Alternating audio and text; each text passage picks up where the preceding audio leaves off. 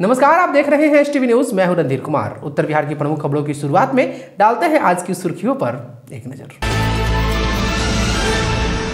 जिले में खेल को बढ़ावा देने के उद्देश्य से आज एडीजी खेल प्राधिकरण बिहार एवं पूर्वी चंपारण जिलाधिकारी ने मोतिहारी शहर के मशहूर खेल मैदानों का किया स्थलीय निरीक्षण। बिहार विधान परिषद चुनाव के तारीखों का हुआ ऐलान। 4 अप्रैल को डाले जाएंगे वोट, 7 अप्रैल को होगी काउंटिंग। यूक्रेन तथा उसके आसपास में फंसे छात्रों के शिवहर वापसी को लेकर जिलाधिकारी सज्जन राजशेखर खुद संभाले हैं कमान। आज यूक्रेन में फंसी छात्रा के घर पहुंच परिजनों से की मुलाकात। कुंडवा चैनपुर 20वीं वाहिनी सशस्त्र सीमा बल के जवानों ने रात्रि गश्ती के दौरान भारत नेपाल सीमा के नजदीक से एक टाटा सुमो पर लदे शराब की बड़ी खेप को किया जब्त। अग्रिम कार्रवाई के लिए कुंडवा चैनपुर पुलिस को सौंपा। मोतिहारी के मेन रोड में एक रिक्शा चालक की अचानक हुई मौत। 100 कब्जे में लेकर पुलिस जांच में जुटी। बिहार विद्यालय परीक्षा समिति ने डीएलएड के सत्र 2019-21 अंतिम वर्ष और सत्र 2020-22 प्रथम वर्ष का परीक्षा परिणाम किया घोषित। डीएलएड के परीक्षा परिणाम में डॉक्टर एसपी सिंह कॉलेज का रहा शानदार प्रदर्शन। अश्वमेध यज्ञ के लिए घोड़ा तैयार। पूर्वी चंपारण के मोतिहारी में 2 अप्रैल से 10 अप्रैल तक यज्ञ का होगा आयोजन। मधुबन संघर्ष मोर्चा के बैनर तले आज निकाली गई मार्च वीडियो कुमारी सविता सिन्हा को सौंपा गया ज्ञापन। रेलवे ट्रैक से एक अज्ञात युवक का 100 हुआ बरामद। 100 कब्जे में लेकर पुलिस जांच में जुटी। अपराध पर नियंत्रण को लेकर पश्चिमी चंपारण पुलिस सख्त। जिले के विभिन्न थाना क्षेत्र में चलाई जा रही है वाहन जांच अभियान। रक्सौल के सोनाहा बाजार में 2 ऑर्केस्ट्रा पर हुई छापेमारी। 8 नेपाली लड़कियों को कराया गया मुक्त। ढाका पुलिस ने रात्रि गश्ती के दौरान थाना क्षेत्र के विभिन्न जगहों से 5 शराब धंधेबाजों को किया गिरफ्तार। भारी मात्रा में शराब किया जब्त। मझौलिया में पंचायत सरकार भवन निर्माण के लिए मुखिया और वार्ड सदस्यों ने जिला पंचायती राज पदाधिकारी को सौंपा मांग पत्र। और सुगौली में नगर पंचायत उप चेयरमैन प्रत्याशी मोहम्मद सानी ने लोगों से किया जनसंपर्क। महाशिवरात्रि के अवसर पर दी बधाइयां।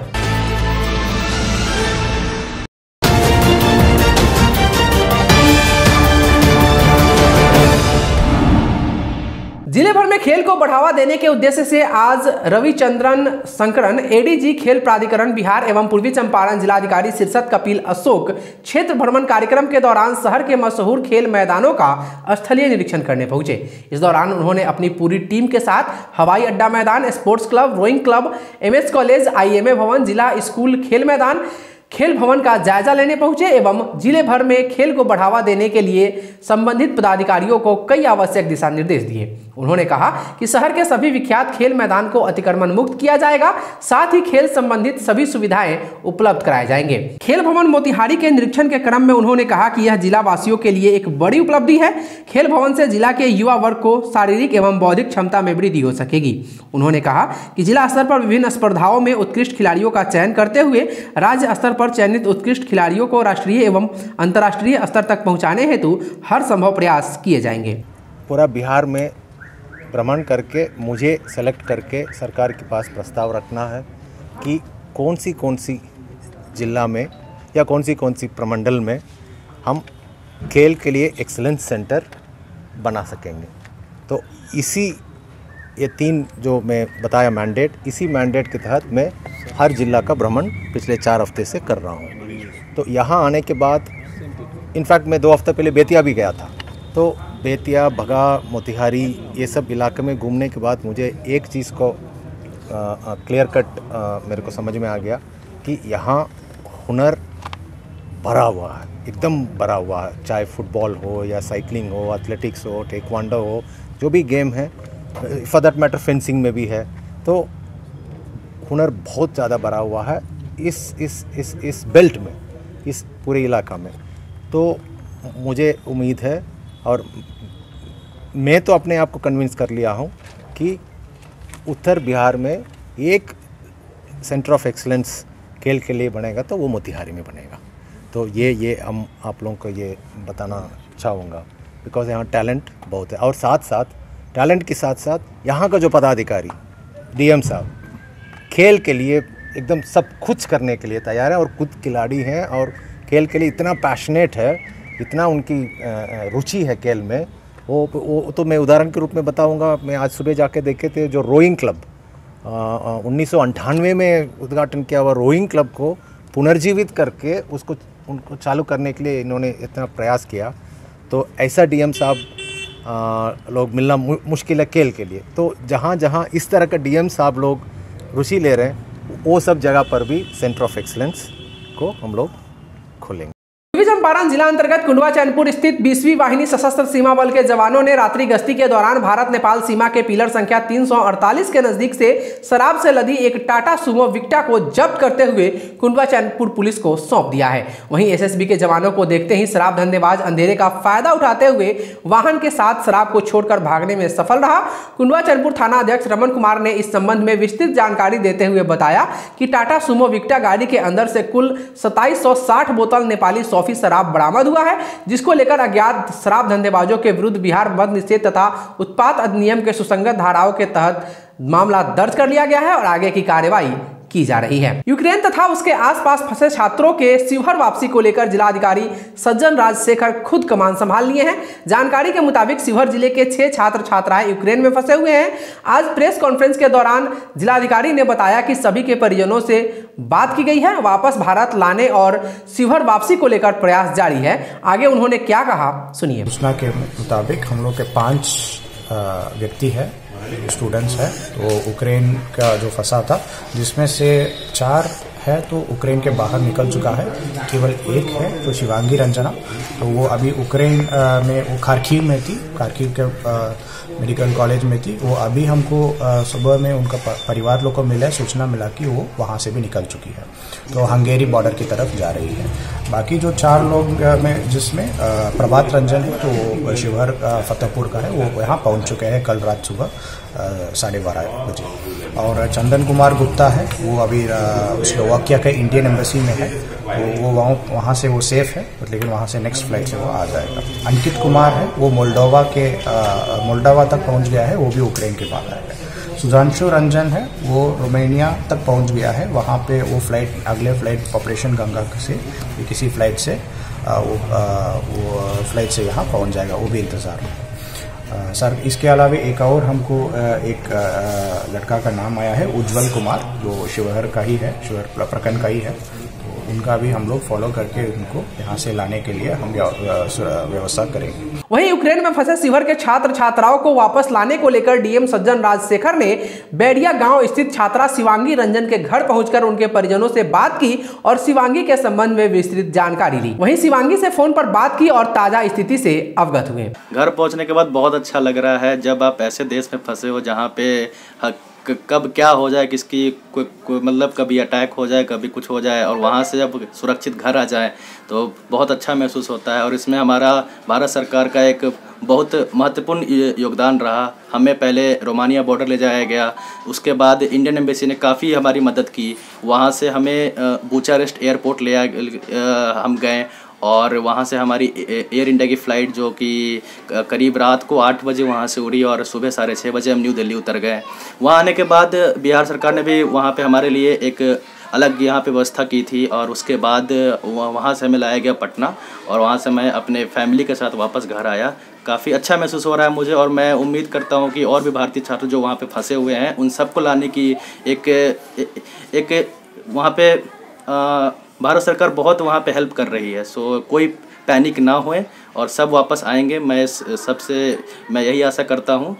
और राज्य सरकार ने भी वहाँ पे मदद किया। जब मैं दिल्ली एयरपोर्ट आया तो वहाँ पे बिहार सरकार के लोग वहाँ पे मौजूद थे, वो लगातार मेरे से बात कर रहे थे, और मैं जब वहाँ पहुँचा तो उन्होंने मेरा सारा डिटेल लिया और वहाँ से मुझे पटना एयरपोर्ट तक सेफली उन्होंने छोड़ा मुझे। यहाँ आपकी तबीयत खराब थी, अब लौट आए हैं, कैसा लग रहा है?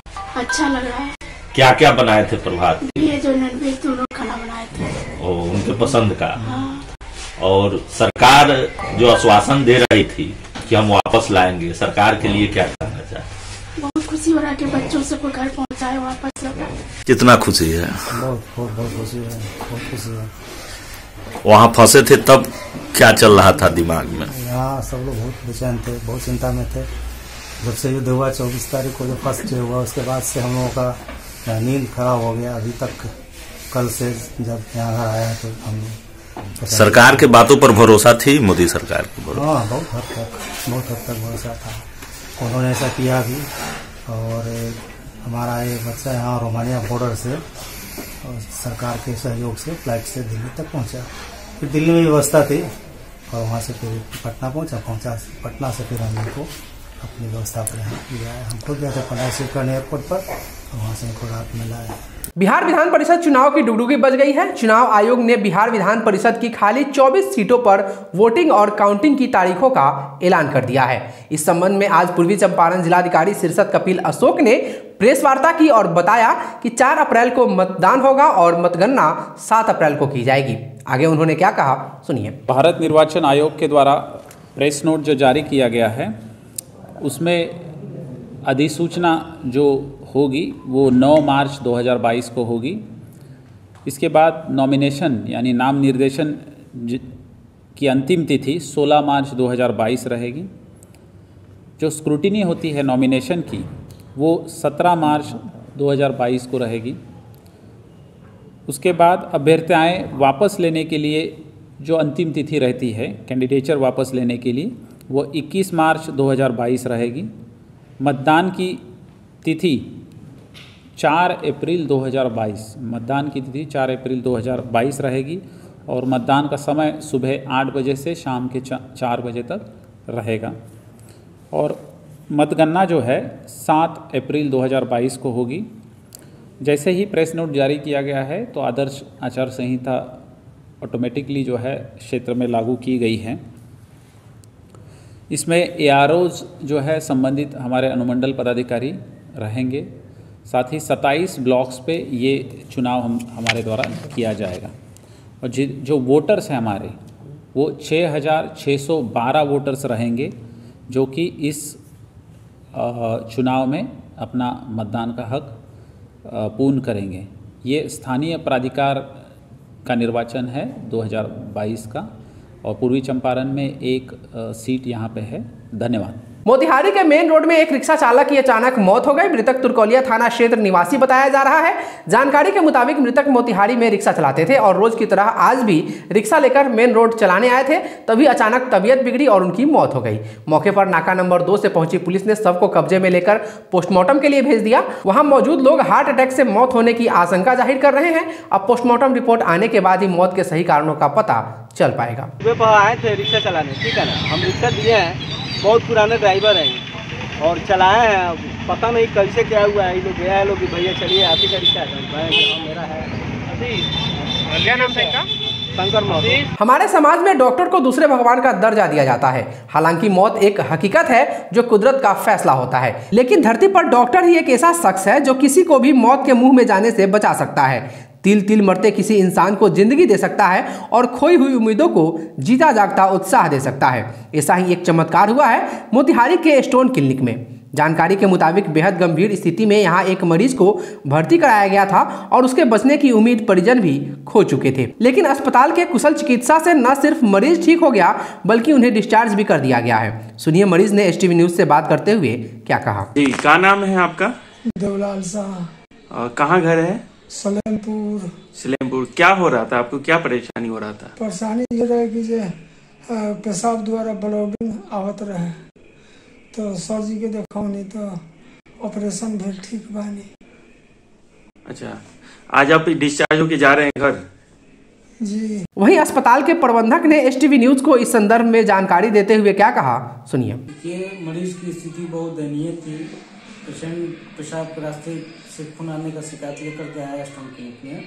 तो जब यहाँ आए तो उसका पेशेंट का बहुत सारा जाँच CT scan, ultrasound review, blood test कराया गया तो उसमें रीनल कार्सिनोमा का उसमें शिकायत मिला। तो उसमें हुआ कि उसको जांच करा करके उसका ऑपरेशन करके उसका जांच करा करके देखा जाए कि किस तरह का है। तो हम लोग उसको किडनी का सर्जरी किए और किडनी भी निकाला गया और जितना दूर में उसका प्रकोप था उसको फैला करके और किडनी हम लोग बायोप्सी के लिए उसको भेजे थे जिसमें कार्सिनोमा का उसमें आया है रिपोर्ट जो सही पाया गया है और विशेष आगे पेशेंट के इलाज के लिए उसका उपाय बताया जाएगा। बिहार विद्यालय परीक्षा समिति ने डीएलएड के सत्र 2019-21 अंतिम वर्ष और सत्र 2020-22 प्रथम वर्ष की परीक्षा का परिणाम घोषित कर दिया है, जिसमें doctor SP Singh college Motihari के छात्र छात्राओं ने प्रति वर्ष की भांति इस वर्ष भी सर्वोच्च स्थान प्राप्त किया है और एक बार पुनः डॉक्टर एसपी सिंह कॉलेज की शैक्षणिक गुणवत्ता ने अपनी सार्थकता सिद्ध किया है। बताते चले कि डीएलएड के परीक्षा परिणाम में प्रथम वर्ष की छात्रा ममता कुमारी 86% अंक के साथ प्रथम और रिपु रोशन 83.6% के साथ द्वितीय स्थान पर रही। वहीं अंतिम वर्ष की छात्रा सुरभि कुमारी 85.9% के साथ टॉपर रही तथा अंगूरी बेगम ने 85.7% अंक प्राप्त कर द्वितीय स्थान प्राप्त किया।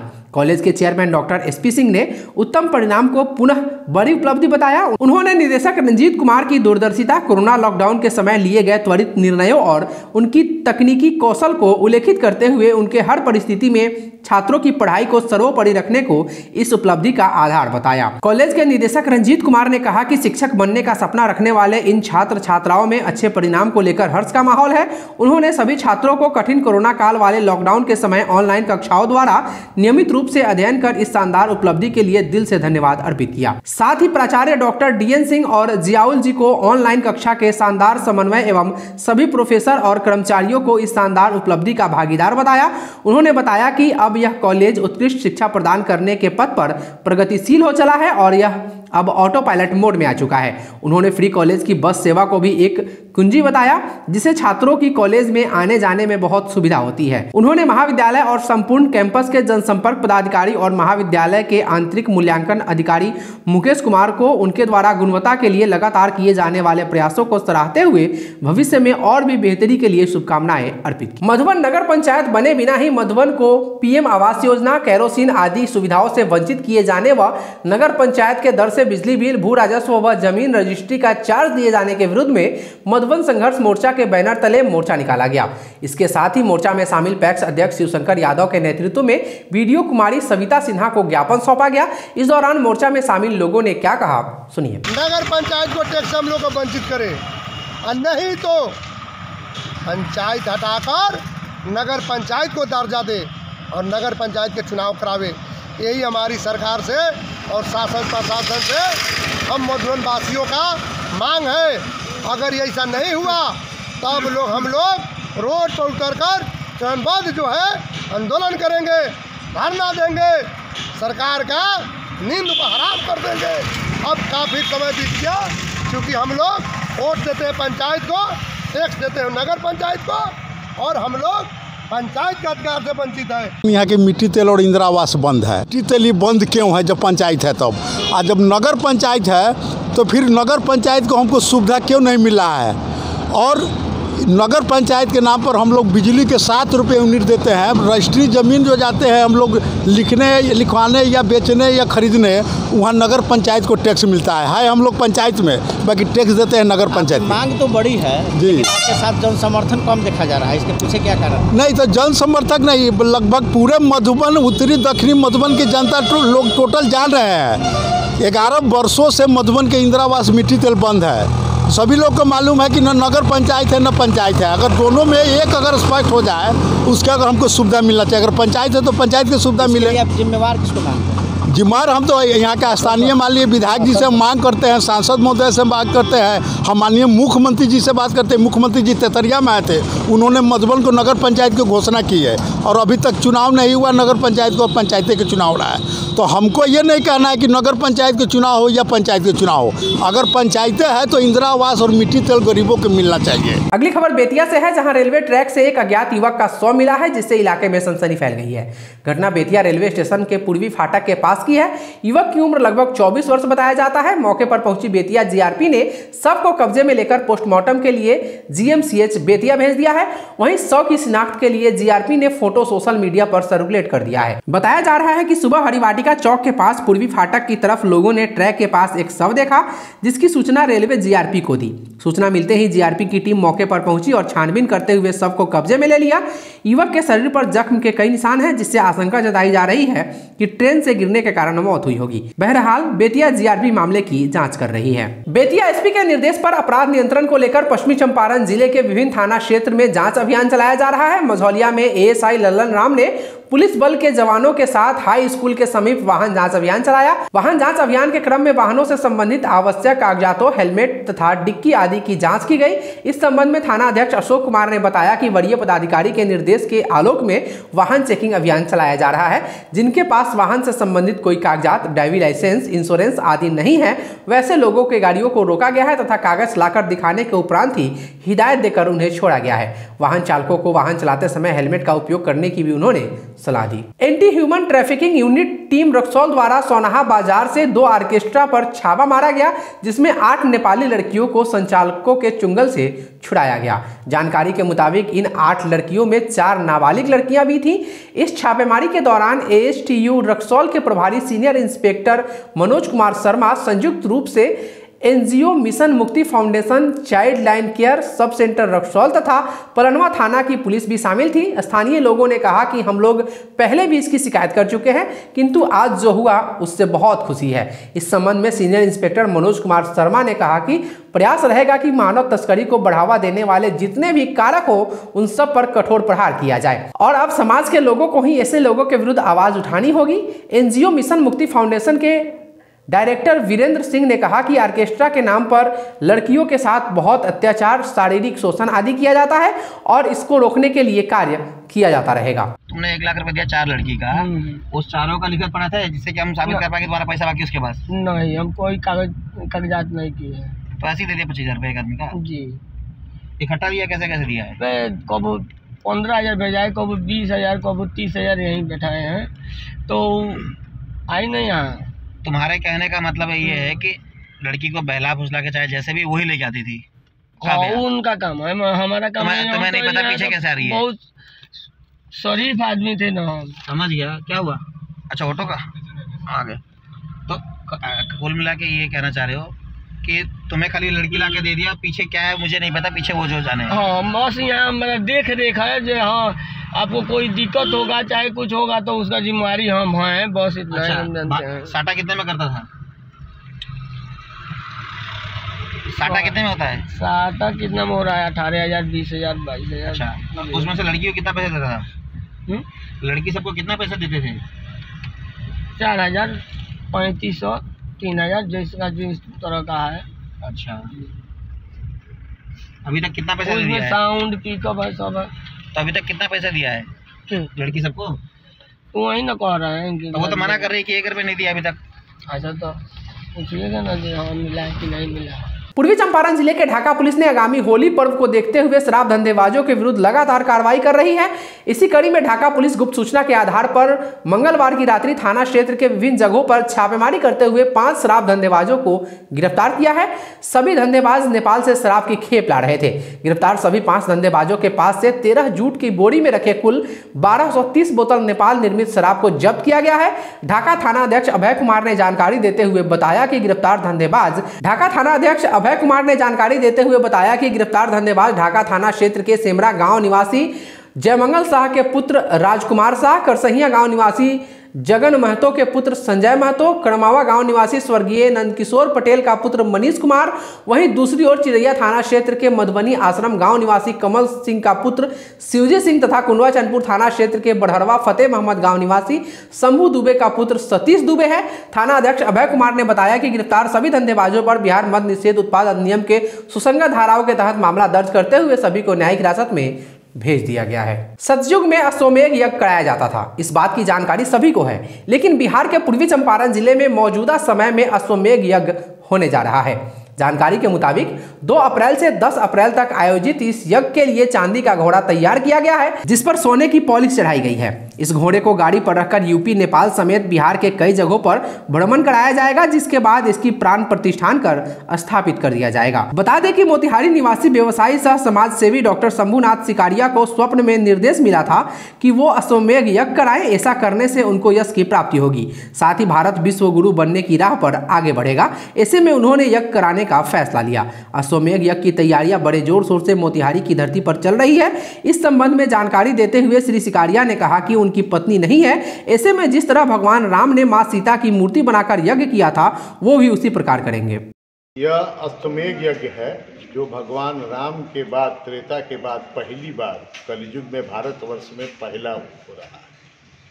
क्या क्या होगा इसमें? इसमें घोड़ा जो है सो ये गोल्ड प्लेटेड आया है। यह विशिष्ट जो है सो मंदिरों से, जैसे गोरखपुर हुआ, बनारस हुआ, अयोध्या हुआ, जनकपुर धाम हुआ, वाल्मीकि नगर हुआ, वो सब से लौटते हुए 2 तारीख को यहाँ से निकलेगा और 7 तारीख को आएगा। 108 आचार्य जा रहे हैं। जगत गुरु शंकराचार्य इसका, निरंदानंद सरस्वती जी सुमेरु पीठाधीश्वर इसका जो है सो आरंभ करेंगे।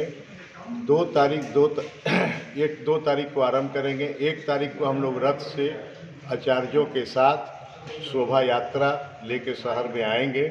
इसके साथ एक विजय स्तंभ आ रहा है, उस विजय स्तंभ की भी प्राण प्रतिष्ठा होगी। नगर भवन से 2 तारीख को सभी संत, जगत गुरु शंकराचार्य, चंचल बाबा, श्रीकांत शर्मा जी, अवधेश शास्त्री जी, ये सारे लोग इसको झंडी से रवाना करेंगे। वो लोग मंच से इस बारे में आम जनता को संबोधित करेंगे। 1,11,00,000 इसमें जाप होंगे। 5,11,000 पंच हवन कुंडात्मक जो है इसके अंदर आहुतियाँ पड़ेंगी। आम जनता को निःशुल्क आहुति के लिए कि साफ शुद्ध कपड़ा में वो आवें और पूरे परिवार के साथ निःशुल्क हवन आहुति दें। इसके लिए मैं घर घर जो है आमंत्रण और उसका पास बंटवा रहा हूँ। हर आदमी को आने की इसमें और सम्मिलित होने की निःशुल्क स्वतंत्रता है।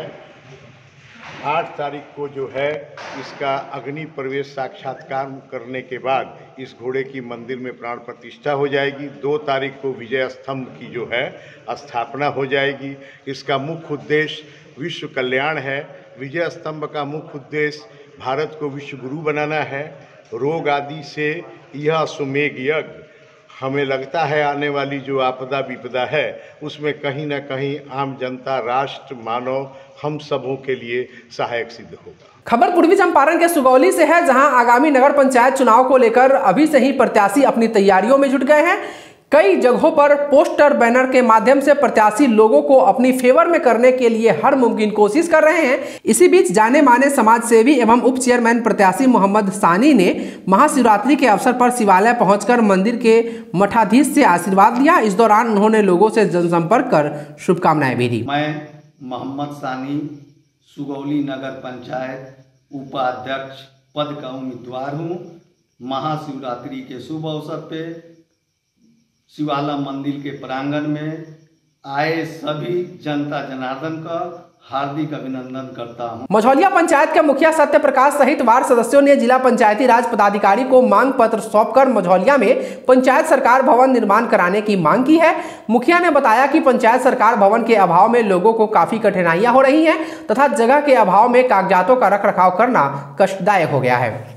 मैं सत्य प्रकाश, ग्राम पंचायत राज मझौलिया, क्षेत्र संख्या 13 का मुखिया। और पहले हमने सीओ साहब से बात किया, जो पंचायत सरकार भवन हर एक पंचायत में बनाने का सरकार का आदेश है। तो सीओ साहब ने कहा कि डीपीआरओ साहब का आदेश होगा, उसके बाद ही हम जगह को यहाँ चयनित करके देंगे। फिर हमने डीपीआरओ साहब से फ़ोन पे बात करके, तो उन्होंने भी कहा कि एक हमें आप आवेदन दे दीजिए, उसके बाद हम सीओ साहब को फॉरवर्ड कर देंगे। तो फिर आज हम लोग लेकर डीपीआरओ साहब के पास जा रहे हैं अपना आवेदन। मझौलिया में भी जो मझौलिया प्रखंड का मुख्यालय है, उस पंचायत में पंचायत सरकार भवन बनना अति आवश्यक है और यहाँ के जनता का भी डिमांड है, क्योंकि ये मुख्यालय है, साफ़ सुथरा रखने के लिए हमें पंचायत सरकार भवन की जरूरत है। तो डीपीआरओ साहब के पास हम अभी जा रहे हैं। आज के लिए बस इतना ही। एसटीवी न्यूज़ पर प्रसारित होने वाली खबरें प्रोग्राम से आप जीटीपीएल के चैनल नंबर 985 और डेन के चैनल नंबर 155 के साथ साथ आप अपनी सुविधा अनुसार मोबाइल फोन पर भी देख सकते हैं। अगर आप हमें यूट्यूब के माध्यम से देखना चाहते हैं तो एसटीवी न्यूज़ के ऑफिशियल यूट्यूब चैनल को सब्सक्राइब करें और बेल आइकन दबाकर ताज़ा वीडियोज की नोटिफिकेशन प्राप्त करें। फेसबुक पर हमारे साथ जुड़ने के लिए एसटीवी न्यूज़ के फेसबुक पेज को लाइक करें और ट्विटर पर एसटीवी न्यूज़ को फॉलो करें। तमाम लेटेस्ट अपडेट के लिए देखते रहिए उत्तर बिहार का सबसे तेजी से उभरता न्यूज़ चैनल एसटीवी न्यूज़, सच की आवाज़। नमस्कार।